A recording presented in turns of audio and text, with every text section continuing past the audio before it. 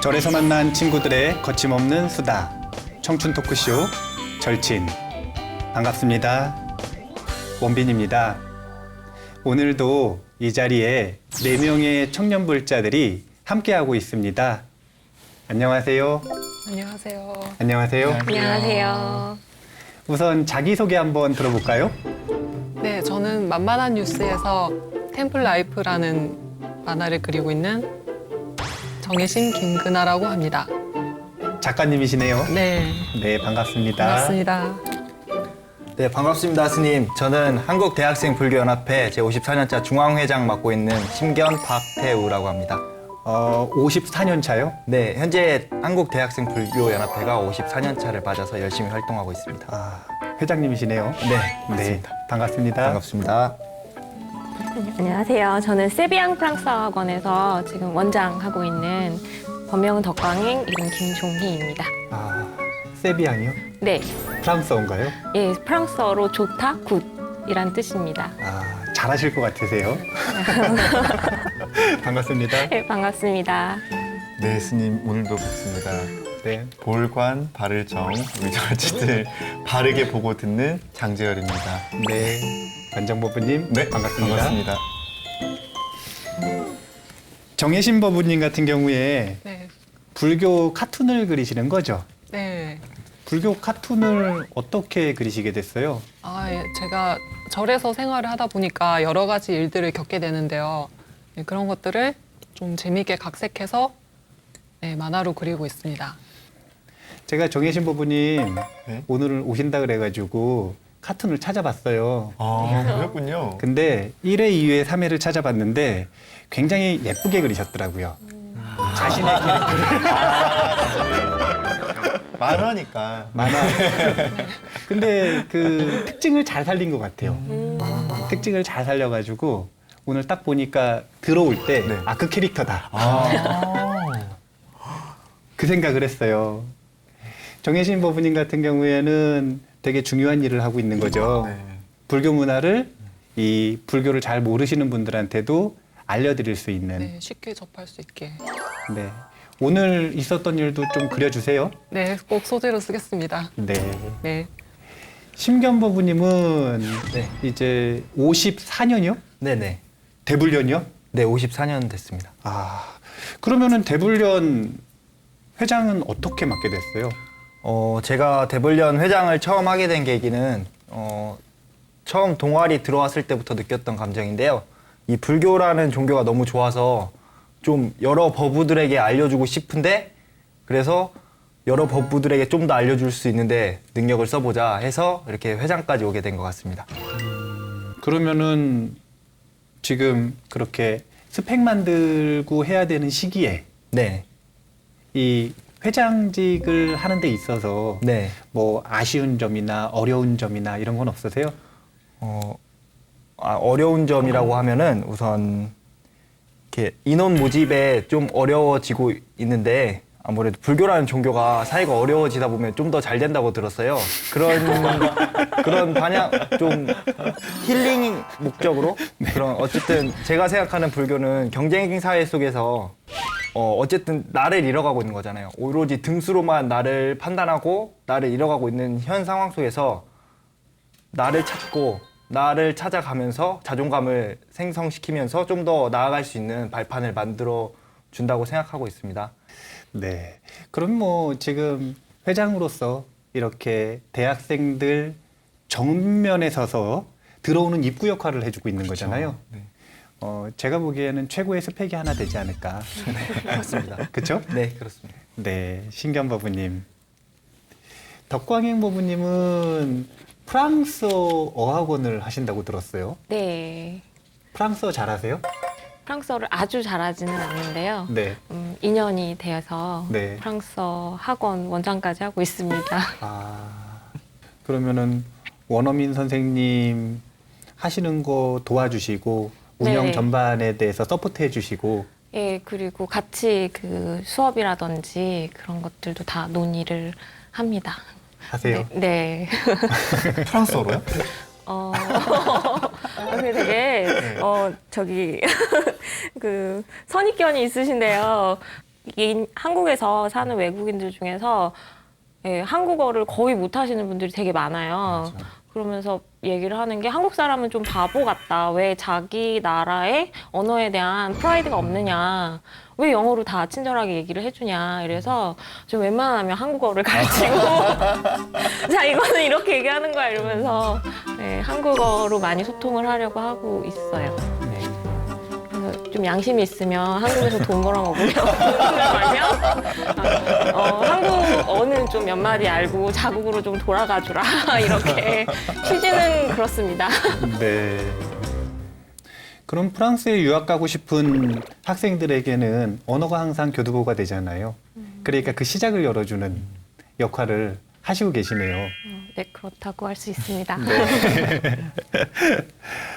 정혜신 법무님 같은 경우에는 불교 문화, 그리고 신견 법무님 같은 경우에는 대학생들의 입구 역할을 해주시고 네. 있고, 덕광인 법무님 같은 경우에는 프랑스로 유학가를 준비를 하고 네. 있는 이 분들의 입구 역할을 해주시는 분들이 오늘 오셨는데요. 네. 오늘 이렇게 새로운 분들을 만나 뵈니까 좋죠? 그렇죠. 저는 그리고 좀 절친분들 항상 뵐 때마다 반갑지만 다양한 분야에 오늘 정말 구성의 절친분들이 우리 오늘 패널 구성이 정말 다양하고 얘기 나눌 수 있는 게 너무 많은 것 같아서 너무너무 기대가 됩니다. 아마 시청하시는 불자님들 같은 경우에도 이 청년들이 이러이러한 일들을 하는 청년들이 불자로서 청년 불자로서 활동을 하고 있구나라고 하는 보는 재미가 네. 오늘 또 있으실 것 같은데요. 오늘 자기소개를 조금 이렇게 마쳤으니 우리 본격적인 주제에 대한 이야기를 한번 해볼까요? 네. 우리가 이런 얘기를 참 많이 하죠. 인간이 사회적 존재다. 그런 얘기를 참 많이 하는데요. 근데 사실은 사회적 존재라서 힘들 때도 되게 많은 것 같아요. 특히 우리가 어떻게 조직이나 단체 같은 데 소속돼서 뭔가 얽매였다라는 느낌이 들 때 굉장히 우리 답답함을 특히 청년들은 많이 느끼는 것 같더라고요. 그래서 오늘은 우리 절친들과 함께 단체 생활에 대한 얘기부터 좀 나누어보면 어떨까 그런 생각이 듭니다. 이제 청년들 같은 경우에는 단체 생활이라고 할 거고 네. 스님들 같은 경우에는 대중 생활이라고 할 건데 아마 단체 생활에 적용할 수 있는 대중 생활의 지혜에 대한 이야기를 제가 오늘 해드릴 수 있는 이야기가 좀 있을 것 같아요. 그렇죠. 어떤 이야기들이 좀 있을지 일단은 한번 호불호를 볼게요. 네. 단체 생활이 좋으세요? 아니면은 개인 생활이 좋으세요? 정혜신 법무님. 네, 저는 개인 생활이 좋습니다. 개인 생활이요? 네. 단체 생활은 그러면 안 좋아해요? 안 좋아하는 건 아니지만 아무래도 네, 개인적으로 활동하는 게 더 저는 체질에 맞는 것 같더라고요. 그래서 작가를 하시고 계시는군요. 네, 아마 이렇게 좀 그림 그리고 예술하는 사람들은 좀 개인 생활이 더 편한 게 있지 않나 싶어요. 심견 법무님은 어떠세요? 우선 저는 혼자 있는 걸 별로 안 좋아하고요. 단체에 어울려서 이렇게 떠들고 그러는 걸 좋아하긴 하는데 그 점에서 또 애로사항이 또 많이 있는 것 같습니다. 단체 생활을 할 때 애로사항이 좀 있어요? 네네. 그러면 좀 이따가 또 한번 얘기해 보시고요. 네. 덕광인 법무님은요? 저희는 뭐 케이스 경우에 따라서 좀 다르긴 하는데 보편적으로 단체 생활을 선호합니다. 단체 생활을 선호하세요? 네. 관정 법무님은요? 오늘 스님 구성이요. 예. 절친 구성이 네. 양 날개는 개인 생활을 중요하고 가운데 두 분은 단체 생활. 저는 사실 지극히 개인적 성향이 좀 강한 캐릭터예요. 그러니까 친구나 가족, 뭐 주변 지인들이 너 가족들이랑 어릴 때 약간 뭐 미국이나 이런 외국에 살다 왔어라고 할 정도로 개인주의적인 성향이 강하고 또 정혜신 법무님처럼 미술을 했기 때문에 좀 다른 사람들보다 조금 더 단체 생활에 사실은 애로점이 많은 것 같아요. 저는. 네. 그러면은 단체 생활을 별로 안 좋아한다 그러시는데 정혜신 법무님. 네. 단체 생활을 하는데 뭐 힘든 점이 있나요? 왜 별로 안 좋아하죠? 힘든 점은 아니고요. 단체 생활하면 이렇게 맞춰야 되는 게 있잖아요. 그런 게 물론 필요는 하지만 어떨 때는 너무 강하게 느껴지면 제 생각에 약간은 이렇게 해도 될 것 같은데 너무 규율을 또 강조한다 이런 생각이 들면 좀 저도 막 하기 싫어지고 약간 그런 게 있어서 그런 것 같습니다. 틀 속에 들어가는 걸 별로 안 좋아하나 봐요. 네, 저는 좀 제가 생각해보고 이렇게 해야 되는데 이렇게 해야 되는데 하면 좀 그렇게 행동을 하는 게 좋은 것 같아서요. 약간 왜 그런 느낌 얘기 많이 하거든요. 정혜진 법무님도 약간 공감하시지 않으세요? 왜 되게 빡빡하게 내 몸에 맞지 않는 뭔가 그 니트 터틀넥 같은 거 이렇게 까슬까슬한 거 입으면 왜 벗고 싶잖아요. 빨리 벗고 싶고 막 따끔따끔해서 막 간지럽고 어쩔 줄을 모르겠고 그런 느낌이 되게 많이 드는 것 같아요. 뭔가 좀 자유로운 성향의 사람들은 그쵸 약간 좀 그런 네. 뭔가 빨리 집에 좀 가고 싶다 네. 약간 이런 느낌 많이 느끼시잖아요. 이렇게 안 해도 되는데 그렇죠, 좀 그렇죠. 네.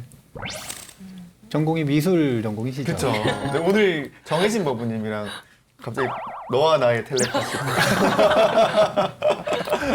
네. 정혜신 부부님은 전공이 아 저는 일본어를 전공을 텔레파시에 가다가 삥! 그림은 네, 좋아해서 하고 있습니다. 하지만 그래도 지금 작가니까 네, 맞아요. 그러니까 저 정혜신 법무님이랑 오늘 저와의 공통점은 창작 활동을 하고 있다는 거. 그래서 굉장히 공감대가 많이 느껴지는 것 같아요. 우리만 이런 걸까요? 그런 걸까요? 그러면은 심견 부부님은 개인 생활보다는 단체 생활이 조금 더 괜찮은 것 같다 이 얘기를 했잖아요. 네, 그렇죠. 근데 단체 생활을 하면서 정혜신 부부님이 느끼는 불편함은 없어요? 저는 완전히 상반됩니다. 이 규칙이 좋은 거예요? 아니 규칙이 좋다고 하기보다는 단체 생활 속에서 규칙은 이 단체에 들어가 있는 내가 동의를 해서 들어갔기 때문에 규칙에 대해서는 지켜야 된다고 생각하고요. 이 규칙은 단체 생활 속에서 서로 간에 배려가 필요한 지점이 있기 때문에 만들어 놓은 규칙이라고 생각하기 때문에 저는 웬만하면 그 단체 속에 들어간다면 규칙은 항상 지키려고 노력하는 편입니다. 아, 그러면 규칙 때문에 단체 생활이 싫거나 그러지는 않네요. 싫을 때도 있긴 한데 네. 네, 가끔 이렇게 제가 말을 좋아하는데 네. 말을 못하게 한다거나 조용히 보통 다 조용히 하세요 많이 하는데 이럴 땐 싫어지기도 하는데 그래도 지켜야 된다는 그런 생각이 있기 때문에 뭐 싫어도 참고 있습니다. 규칙을 어쨌든 지켜서라도 단체 생활을 하는 게 더 일단 좋은 네. 그런 성향을 가지고 계시는 것 같고 덕광희 부부님은요? 아, 저도 좀 단체 생활을 좋아하는 게, 그러니까 혼자 있으면 너무 외롭더라고요. 어렸을 때부터 약간 가슴에 점이신 듯한 느낌이네요. 대가족이라서 저 혼자 있으면은 되게 심심하다고 그래야 되나? 그게 너무 뼛속까지 외로워서, 그러니까 항상 사람이 이렇게 북적북적 하는 게 익숙해져 있어서, 그러니까 그렇게 북적북적 거리는 데 있으면 되게 심적인 안정이 돼요. 네, 그리고 틀 같은 거를 그렇게 좋아하진 않지만 제가 좀 이렇게 나태하고 약간 그래서 같이 이렇게 생활을 하면 함께 지켜야 되는 무언가들이 있고 그것들이 좀 레귤러리하게 계속 규칙적으로 이루어지니까 제가 나태해지는 걸 조금 방지할 수도 있고 그러면서 틀을 지키기는 하는데 제가 되게 왔다 갔다 경계에서 왔다 갔다 하는 사람이라서 부당한 일이 있으면은 바꿔야 된다고 강력하게 얘기도 하기도 하고 그러면서 틀 같은 걸 규칙 같은 걸 지킬 때도 이게 왜 지켜야 되는 거지? 무슨 이유로 이 규칙은 만들어졌지? 라고 계속 이해를 하려고 하고 이해가 안 되면 그때는 이건 부당합니다라고 얘기를 하죠. 정중하게 해서 각 모두가 느끼는 부당함이라면 고칠 수 있는 방향으로 나가고 나만 느끼는 거라면 내가 잘못했구나 그러면서 사실 단체 생활을 하면서 제가 좀 가다듬어지는 것들이 더 많아서 실보단 득이 더 많은 것 같아서 저는 단체 생활을 좀 선호합니다. 혹시 심견 부부님 네. 혼자 됐을 시간이 있잖아요. 네. 다른 사람들하고 같이 안 있고 네, 그렇죠. 그때 뭐 즐기는 취미나 네. 특기 뭐 이런 것들이 있나요? 네, 특기까지는 아니고 네. 주로 책을 읽고요. 네. 거의 누워서 지내요. 네. 하도 이렇게 막 계속 돌아다니고 하다 보니까 요새는 혼자 있을 때는 거의 누워가지고 책 보고 뭐 누워서 핸드폰하고 좀 자고 늦잠도 자고 그런 시간을 자주 보냅니다. 그러니까 단체 생활을 좋아하실 만하네요. 원래 혼자 놀기의 명수들은 단체 생활을 별로 안 좋아하거든요. 근데 혼자 노는 바운더리가 별로 많지 않으신 것 같아서. 근데 저는 오늘 이 절친분들의 얘기를 듣다 보니까 한 가지 스님 단체 생활의 어려움을 한 개 더 느낀 게 있어요. 뭐냐면 이렇게 4명의 절친이 하나의 단체라면 힘들지 않을까? 그러니까 인간관계의 문제도 있는 것 같아요. 규칙이 있고 없고를 떠나서 그 규칙을 보는 관점들이 이렇게 다르기 때문에 단체 생활 안에서 트러블도 참 많이 생기고 하더라고요. 좀 다른 절친분들도 그런 경우 왕왕 있지 않으세요? 저 같은 경우는 관정보부님 같은 분이랑 만나면은 우리 만나면 싸우지 이제. 싸우지 않습니다. 제가 화는 잘 참아서 아 정말요? 관정보부님이 저만 화를 못 참는 사람이 됐군요. 제가 우선 관정보부님 네. 되게 짜증나게 만들 수 있을 것 같습니다. 계속 네. 지나면서 이러시면 안 됩니다. 이러시면 안 됩니다. 이러시면 안 돼요. 얼른 오세요. 계속 네. 오세요. 계속 말해주거든요. 잔소리처럼. 그러니까 네. 이런 거잖아요. 지금 단체 생활을 하면 다른 사람들이 이렇게 모이잖아요. 지금 이 구성만 해도 완전히 다르죠. 다르죠. 두 분 카테고리를 나눴지만 두 분이 다르고 두 분이 또 달라요. 그러니까 관계를 맺으면 단체 생활 속에서 관계를 맺으면 그 다른 사람들을 바라볼 때 왜 사람들이 보면 나하고 다른 사람을 이렇게 보잖아요. 그럼 그 사람을 잘 이해를 못해요. 그리고 그 이해 못하는 사람이 나에게 혹시 약간이라도 해를 끼치면 그 사람을 찾는 걸 좀 힘들어 하거든요. 혹시 그런 약간 나에게 약간 민폐를 끼치는 사람 때문에 힘들었던 적이 있는가? 뭐 이런 걸 묻는 것 같아요. 그렇죠. 좀 뭔가 민폐류, 뭐 민폐형 뭐 이런 얘기를 많이 하거든요. 사실 근데 제일 단체 생활에서의 그 큰 스트레스가 저는 아닐까 그런 생각이 좀 들어서 좀 우리 절친분들도 그런 경험이 있는지 좀 얘기를 나눠보면 좋을 것 같아요. 정혜신 법부님. 저는 물론 단체 생활을 그렇게 좋아하진 않지만 함께 있을 때는 좀 약간 지켜야 될 건 있다고 생각하거든요. 저는 좀 주변을 약간 정리를 잘 하는 편이라서 단체 생활하면 항상 뭔가 이렇게 짐들이 많이 생기고 쓰레기도 많이 나오는데 그런 걸 내가 만든 거는 내가 정리를 하고 가면 좋겠다고 생각을 하는데 그렇게 잘 안 되는 부분들이 있으면 저는 참 그 사람은 민폐다라고 생각을 하게 되더라고요. 정혜신 법부님이 정리를 잘 하시나 봐요. 네, 정리하는 걸 되게 좋아하고요. 네. 울컥하셨네요. 그 슬픔이 나만 놔두고 다 쓰레기 버리고 가는 그 슬픔 그런 거. 아니, 제 네. 집은 뭐 제 맘대로 해도 되지만 같이 있는 공간은 특별히 또 같이 이렇게 깔끔하게 써줘야 작업 능률도 올라가고 좋거든요. 네.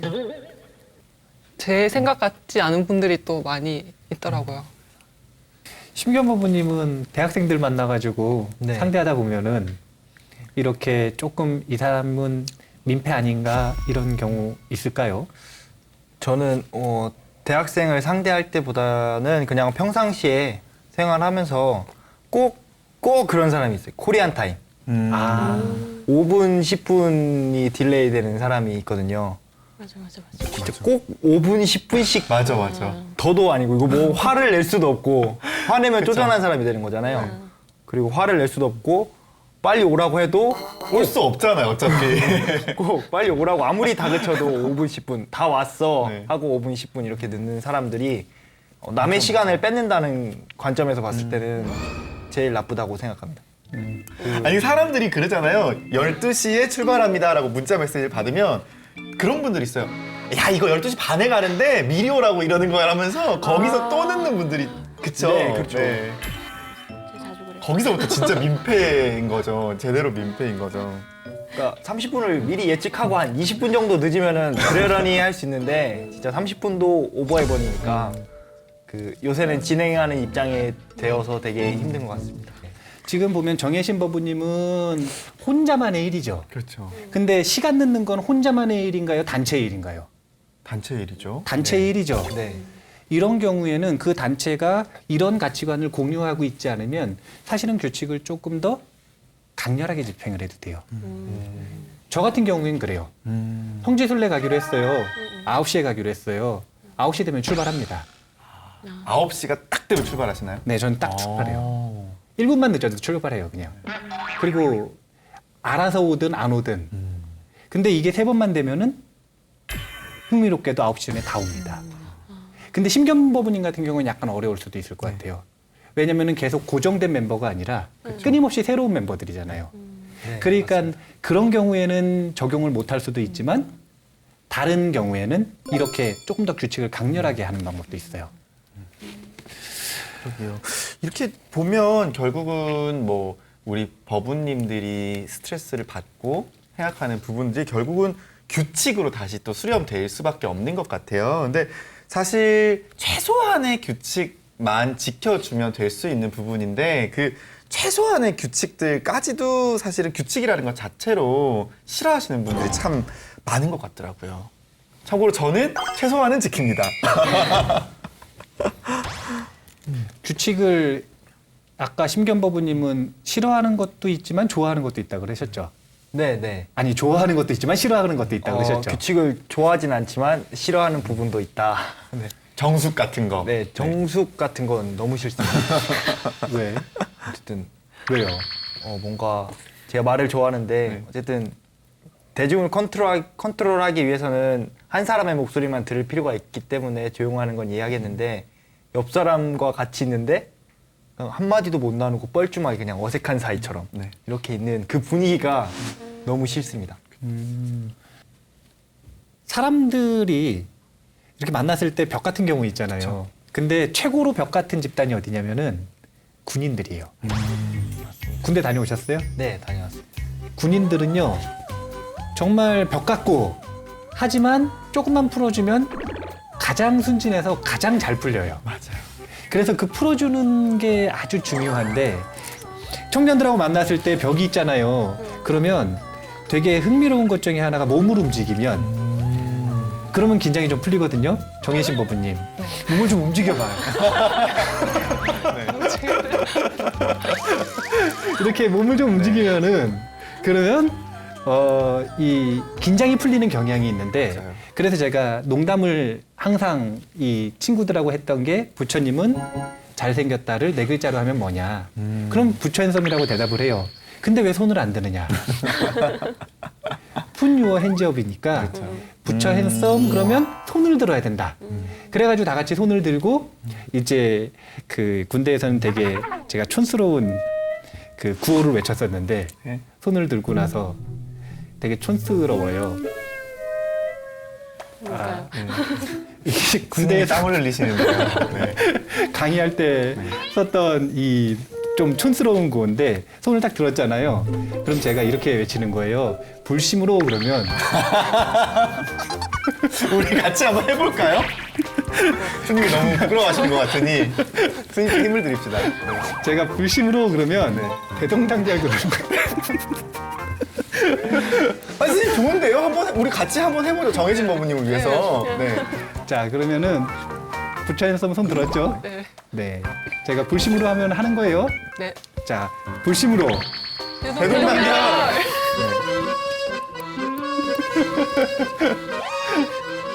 아 스님 괜찮습니다. 정혜진 법무님 긴장이 좀 풀리지 않으셨어요? 아, 예, 네. 마음이 편해진 것 같아요. 아 근데 가끔 역효과가 날 때도 있어요. 아 이런 규칙들 이런 규칙들은 또 좋을 수가 있겠다. 저는 이제 뭐 나름대로 그런 생각을 했어요.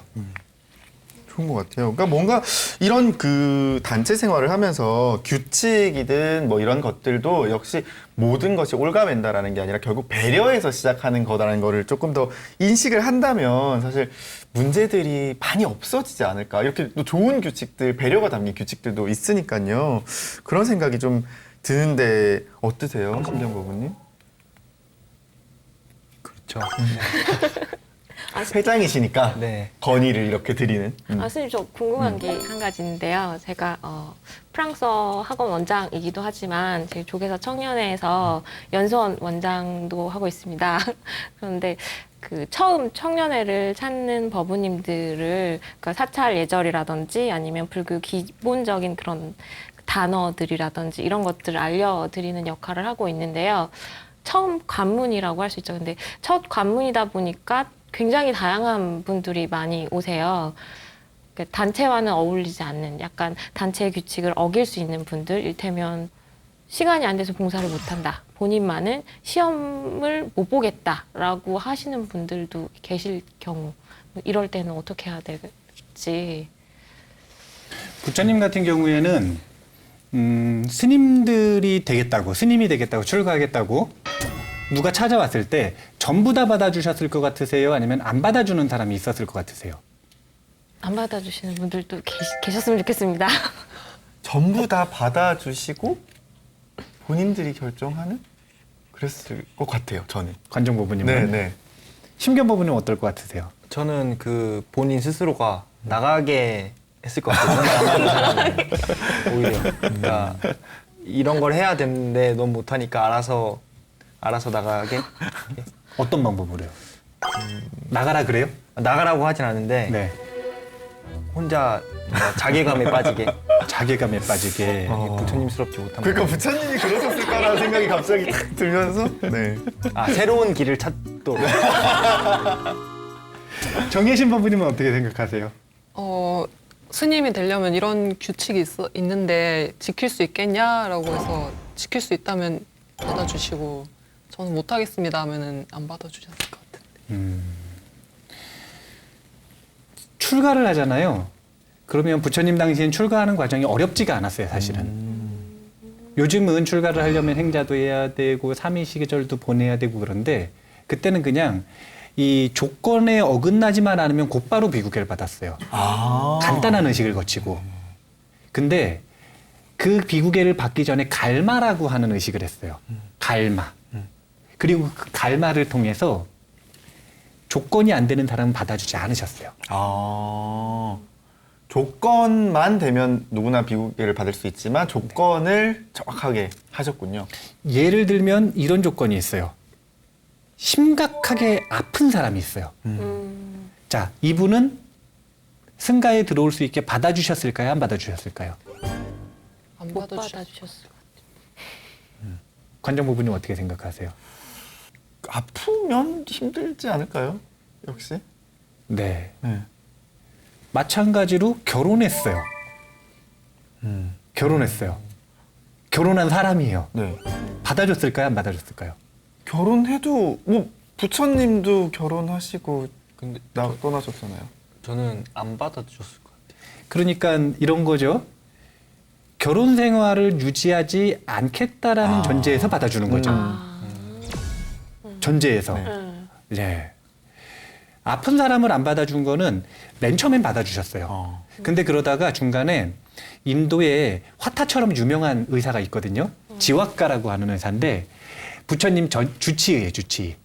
근데 부처님 주치의가 되고 나니까 지왁가한테는 가난한 사람이 치료를 받을 수 있을까요, 없을까요? 없죠.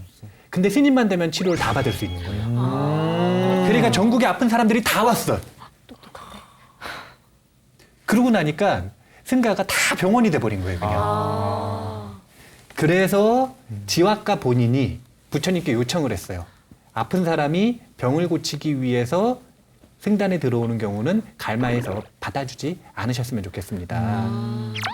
그래서 부처님께서 그때부터 이 갈마의 내용으로 집어넣은 거예요.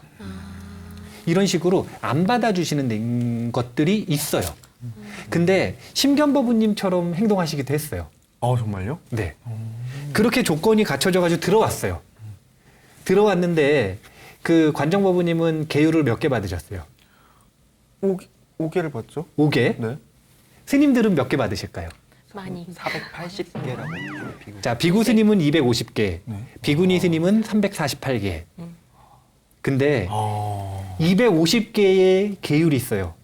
이거를 들어와가지고 지키려고 그러니까 잘 안 지켜지는 게 있을까요, 없을까요? 있습니다. 있겠죠. 근데 지킬 생각이 없는 사람들이 생길까요, 안 생길까요? 생길 것 같아요. 그런 경우에 심견법부님 같은 그런 도태되도록. 방법을 쓰신 적도 있어요. 다른 길을 찾을 수 있게. 다른 길을 찾을 수 있게. 다른 길을 찾을 수 있게. 어떻게 해요, 스님? 이게 누구 얘기냐면은요. 부처님 출가하실 때 말 끌고 함께 출가가 아니라 이렇게 네. 갔었던 아, 찬타타라고 하는 마부 있잖아요. 네. 이 마부가 결국에는 나중에 출가를 했어요. 나이가 굉장히 많이 들어가지고. 근데 나이가 들어가서 출가를 해서 뭐라고 하냐면 내가 부처님 출가하실 때 모시고 말까지 딱 모셔가지고 출가하실 수 있도록 나는 도운 사람이다. 그러니까 늦게 출가했음에도 불구하고 나의 권위를 좀 세워달라. 날 좀 대접해달라. 라고 계속 이야기를 하는 거예요. 부처님이 타일르셔도 안 되고 게을러 타일러도 안 되고. 그래서 흥미로운 게 부처님이 마지막에 돌아가시면서 유언으로 찬타타는 어떻게 하면 된다라고 유언까지 남기고 돌아가세요. 찬타타의 문제는 어떻게 하면 된다라고 유언까지 딱 남기세요. 왜냐면 규칙으로도 안 되고 아무 것으로도 그동안 그래도 부처님 계시면 좀 잠잠했는데 본인 돌아가시고 나면은 감당이 안 되잖아요. 그러니까 어떻게 하면 된다라고 딱 유언을 남기시고 돌아가시는데 그 방법이라고 하는 게 사실은 조금 요즘으로 치면은 약간 충격적인 방법일 수 있어요. 뭔가요? 그게 뭐냐면 아무도 상대해주지 않는 거예요. 아, 무서운데요, 이거 좀? 아무도 상대해주지 않는 거예요. 근데 흥미로운 건 뭔지 아세요? 그 방법으로 찬타타가 버릇을 고쳤어요. 아, 그러니까 부처님께서 그렇게 규칙을 안 지키는 사람들에게 대처하시는 방법들이 있었어요. 굉장히 다양한 방법들이. 근데 그 중에서 오늘 신견법인이 이야기했었던 그 이야기가 있는 거죠. 단체 생활을 하면 규칙은 꼭 필요한 건 같아요, 저는. 꼭 필요한 거는 같아요. 이게 다른 사람들이 있으면 최소한의 기준이 필요한 것 같아요. 최소한의 기준이. 서로 이렇게 다르게 생각할 수 있으니까. 네. 하지만 너무 형식화되면 또 안 되는 것 같아요. 너무 불필요한 규칙만 많은 것도 되게 힘들더라고요. 어떤 불필요한 규칙이 또 있는데요. 뭐 예를 들면 저는 그런 것들 있었던 것 같아요. 그러니까 뭐 이런 거죠. 그러니까 뭐 회사 같은 데라든지 사회생활 하면서 왜 얼마 전에 사실은 대학교에서 몇몇 군데에서 이 선배들이 후배한테 이렇게 뭔가 이렇게 규칙을 빙자한 어떤 가학적인 행위들을 해서 사회적으로 굉장히 문제가 되잖아요. 근데 거기서도 항상 하는 얘기는 이건 규칙이니까 따라야지라는 말을 쓴다는 거죠. 그러니까 사실은 규칙이니까 따라줘라는 어떤 강압 속에 불필요한 가학성 또는 권위를 세우기 위한 그 장치들을 굉장히 많이 심어놓는 경우도 왕왕 있는 것 같아요. 그러니까 규칙이라는 이름하에 폭력을 휘두르는 거네요. 그렇죠? 네. 그리고 그런 것들이 고정돼 버리면 너무 형식화돼 버리고. 정혜신 법부님은 특히 아까 맨 처음부터 규칙 싫다 그러셨잖아요. 네. 싫어하는 규칙 뭐 있으신 거 있으세요? 네, 뭐 그렇게 싫어하는 것까지는 아니고요. 만약에 저는 좀 약간 요령파라고 해야 되나? 네. 예, 규칙을 지키지만 저의 요령껏 행동하는 그런 걸 좋아해서요. 뭐 예를 들어 사찰순례 같은 데 가면 이제 시간이 딱 정해져 있잖아요. 뭐 7시 아침을 먹는다. 그런 게 있으면 모두가 7시에 갈 필요는 없는 거잖아요. 7시에 가는 사람이 너무 몰리면은 줄도 길게 서야 되고 힘드니까 저는 이제 적당히 7시 30분쯤 간다. 네, 저는 약간 이렇게 그렇죠. 네, 그렇죠. 7시부터 8시면 8시 넘어서만 안 가면 되는 네, 거잖아요. 그렇죠. 그렇죠. 뭐 네. 빨리 먹으면 50분에 가도 되는 그럼요. 거고요. 근데 네. 모두가 이제 너무 7시에 몰리는 경향이 있으니까 저는 이제 맞아요. 네, 적절히 좀 늦게 가거나 약간 근데 남들이 보면 약간 요령 핀다고 볼 수 있을 것 같아요. 근데 네. 그렇게 해니까 사실은 교통체증이 안 생기는 거잖아요. 아, 예, 그렇죠. 우리는 예. 일조하고 있는 교통체증이 안 생기도록. 네. 지금 보니까 관정법부님도 그런 것 같은데. 아, 저는 굉장히 공감하고 있습니다. 아마 덕광행 법부님이나 심견 법부님은 딱 정해진 시간에 가서 먹을 것 같고요. 8시 정각에 딱 가시고 막 이럴 것 같아요. 요령이 생겨서. 저희는 그냥 아예 가기 전에 물어보죠. 언제쯤 가세요? 비는 시간을 좀 노린다거나 아니면 좀 아예 그냥 7시 시작이면 6시 50분에 가 있습니다. 네. 선생님 이런 식으로요. 우리가 좀 단체 생활을 하는 사람의 입장으로서 좀 잘하는 팁 같은 것들이나 이런 게 좀 있을까요? 일단은 말씀드렸던 것처럼 다른 사람들이 모이면 단체 생활 속에서의 규칙은 반드시 필요한 것 같아요. 이건 그냥 제 생각이에요. 그리고 이걸 우리 중국 문화권에서 이 동양에서는 예라 그랬어요. 예. 예. 그리고 예 하면 생각나는 게 누구 있으세요? 공자? 공자. 공자가 되게 흥미로운 표현을 하나 했어요. 예에 대해서. 뭐라 그랬냐면요. 예를 모르는 사람의 부작용을 얘기하는 거예요. 네. 근데 공손한 사람이 있대요. 공손한 거 좋은 건가요, 나쁜 건가요? 좋은 좋은 거죠. 거. 근데 공손한데 예의를 모르는 사람은 어떤 부작용이 있냐면 자기가 너무 피곤하대요. 무슨 말인지 감이 안 오세요? 모르겠어요. 무슨 말인지 저는. 공손하고 예의가 바라요. 예의를 바른 척을 하는 거죠. 네네. 그러면 다른 사람이 뭐 부탁해요. 그럼 거절할 수 있어요, 없어요? 피곤해지는 거예요. 공손한데 이 어디까지 내가 해야 되고 어디까지 안 해도 되는지 어떻게 하면 예의 바르게 거절할 수 있는지 이런 걸 모르는 사람은 공손하지만 피곤해지는 거예요. 공손한 사람 말고 삼가하는 사람이 있대요. 뭔가 이 얘기하면은 거절하는 게 아니라 좀 이렇게 삼가하는 거. 삼가하는 것도 사실은 유교에서는 되게 좋은 덕성으로 이야기를 하거든요. 근데 삼가하지만 예의를 모르는 사람이 있대요. 그건 뭔가요? 아니, 삼가하지만 예의를 모르는 사람에게 부작용이 있대요. 삼가하는 사람이 예의를 모르면 어떤 부작용이 있을 것 같으세요? 다 삼가할 것 같아. 삼가한다라는 게 뭐냐면 조심스러운 거예요. 네. 뭐든지 좀 조심스럽고 자기 이렇게 하는 사람이 예의를 잘 몰라요. 그 집단에서의. 친구가 없을 것 같아요. 개인주의, 개인주의. 왜 친구가 없는지 아세요? 그렇죠? 주눅 들어서. 삼가하는 사람이 예의를 모르면 그 집단의 예의를 모르면 주눅이 들어버린대요. 어디까지 삼가해야 될지 모르니까 다 삼가해 버리는군요. 그렇죠. 다 삼가하니까 그냥 주눅만 드는 거예요. 이런 경우는 되게 많잖아요. 그쵸. 네. 절에 처음 갔는데 그 절집 예의를 모르니까 이렇게 삼가하는 사람이 거기 가면 주눅만 드는 거예요. 근데 삼가하는 사람 말고 용감한 사람이 있대요. 그냥 처음부터 굉장히 용감한 사람들 있잖아요. 용감한 사람이 예의를 모르면 어떻게 될 것 같으세요? 관장법원님 용감한 경우 아닌가요 지금? 네. 그래서 저 얘기 모르는 건가요, 지금? 글쎄요. 가정해 본다면 네. 그야말로 아까 앞에 말했던 민폐류가 되겠죠?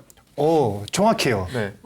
용감한 사람이 예의를 모르면 주변 사람들에게 혼란을 준답니다.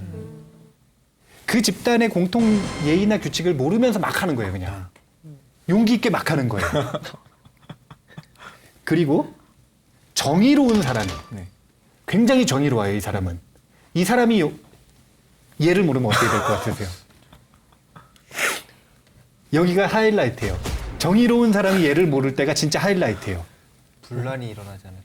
분란이 일어난다. 조직을 완화시키다. 조직을 와해시킨다. 모두가 피곤해진다. 피곤해진다. 그건데 그 논어에서 뭐라고 표현을 했냐면 남의 목을 조른답니다.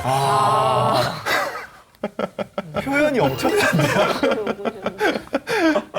정의로운 사람이 그 집단의 규칙을 모르면 예의를 모르면 그냥 자기 생각하는 것 그 정의 가지고 남의 목을 막 조르는 거예요. 지켜야 된다고. 그래서 용감한 사람이든 정의로운 사람이든 아니면 공손한 사람이든 삼가한 사람이든 어떤 특징을 가지고 있는 사람이든 그 집단의 규칙을 아는 건 되게 중요한 거예요. 우리가 그 집단에 속하려면 그 집단의 특징, 그 집단의 규칙을 받아들이고 내가 습득하기 위한 시간을 반드시 가져야 된다. 반드시 가져야 된다. 그래야만 그 집단의 규칙을 가지고 다른 사람들과의 문제가 생겼을 때 그 문제를 해결하는 기준이 생기는 거예요. 기준이. 그래서 어느 집단에 가든 처음에 가면 되게 힘들어요. 낯설잖아요. 특히 이제 절에 가면 좀 많이 낯설어요. 맞아요. 어렸을 때부터 다니지 않은 사람은. 전 되게 낯설었어요. 전 출가에서도 한 3년 정도는 법당 가는 게 되게 낯설었었어요. 왜냐면 그 전에 법당을 한 번도 안 갔기 때문에. 아, 뭔가 공간 자체가 낯선 공간이었던 거군요. 문화가. 아, 문화가. 그러니까 그런 낯섦에도 불구하고 그 집단 내에서 소속이 되고 그 집단 내에서 생활을 하려면 우리가 그 규칙, 공유되는 그 기준을 알아가는 시간이 반드시 필요한 것 같다라는 생각을 저는 개인적으로 해요. 그리고 그런 기준을 가지고 아까 왜 너무 힘든 사람들, 네. 그런 사람들도 상대를 해야 되는 것 같고 그런 기준을 가지고 청소 안 하는 사람들 시간 늦는 사람들 딱 기준을 가지고 상대를 하는 게 아까 심견법부님도 그런 문제 일으키는 사람들 그렇게 상대를 한다 그러셨잖아요. 네. 그렇게 딱 기준을 가지고 할 때 우리가 이 최소한의 부딪힘을 가지고 서로를 적응해 나가지 않을까라는 생각을 합니다. 네. 아유, 스님께서 지금 말씀해주신 그 최소한의 무언가 그런 것들에 대해서 우리가 잘 새겨서 체화만 시킨다라고 하면 앞으로 단체 생활이 조금은 더 편안하고 즐거워지지 않을까 그런 생각이 좀 듭니다. 네. 단체 생활 적응 잘 못하는 사람 당연히 있습니다. 저도 잘 못해요. 정말요? 네. 저도 잘 못해요. 근데 자기 자신이 단체 생활을 못한다고 너무 몰아붙일 필요는 없는 것 같아요. 그냥 자기 자신을 인정하고 너그럽게 바라봐주는 자세에서부터 배움이 시작되는 것 같아요. 너무 주눅들지 말고. 저는 그렇더라고요. 네. 그렇게 너무 못한다고 혹시 나는 너무 잘한다고 이렇게 스스로를 너무 주눅들거나 또는 교만하거나 그러지 말고 새로운 단체에 들어갔을 때마다 우리가 적응을 잘 했으면 좋겠다라는 생각이 있어요. 조금 쉬었다 해도 괜찮을까요?